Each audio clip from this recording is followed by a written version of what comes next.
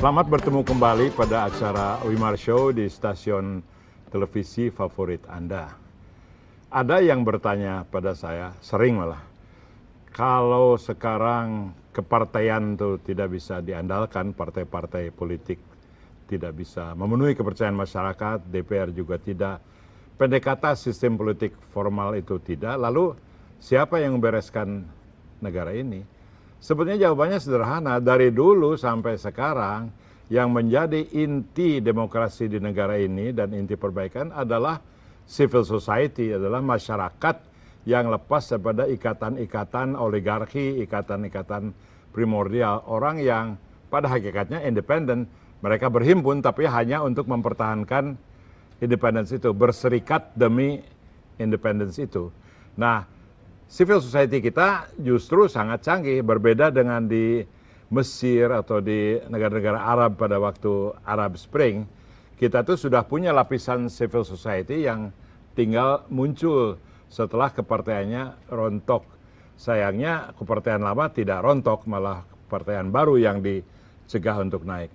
Tapi kembali pada civil society, salah satu organisasi yang menjadi pelopor civil society itu sebetulnya Wahana Lingkungan Hidup, WALHI, yang dibentuk tahun berapa ya, 1980. Saya ini bicara dengan Pak Oslan, Oslan apa ya? Purba. Oslan Purba, saya ingatnya Oslan Hussein aja, penyanyi Melayu, tahu kan? Nah, jadi Pak Oslan Purba itu adalah Kepala Sekretariat Nasional WALHI. Dari awalnya yang sederhana, sekarang WALHI sudah punya cabang secara nasional di berapa 28 kota? 28 provinsi. 28 provinsi. Kalau jadi partai sudah hampir lengkap begitu ya. Pekerjaannya sudah jauh lebih matang daripada partai-partai yang ada karena bergerak dengan masyarakat. Dan walaupun topiknya lingkungan hidup, tapi seperti akan kita lihat, lingkungan hidup tidak akan bisa ditangani tanpa demokrasi yang matang. Saya dengar Anda ada acara di Surabaya bertalian dengan ini. Bisa cerita sedikit dengan acara di Surabaya pada tanggal 18 Maret nanti. Acara di Surabaya itu sebetulnya semacam kick off Pak Wimar bagi WALHI ya, dalam konteks merespon pemilu 2014 Oh, justru yang akan khusus kita untuk pemilu hadapi. ya. Ya, memang tema ini sengaja kita usung ya di tengah situasi di mana sepertinya civil society kurang memberikan komentar terhadap perjalanan persiapan pemilu 2014 ini. Barangkali karena kita tahu ada banyak teman-teman yang selama ini aktif di gerakan sosial, kemudian mulai melirik untuk bisa masuk ke dalam partai politik, untuk bisa menjadi caleg, untuk bisa mendapatkan kekuasaan misalnya, untuk duduk di parlemen.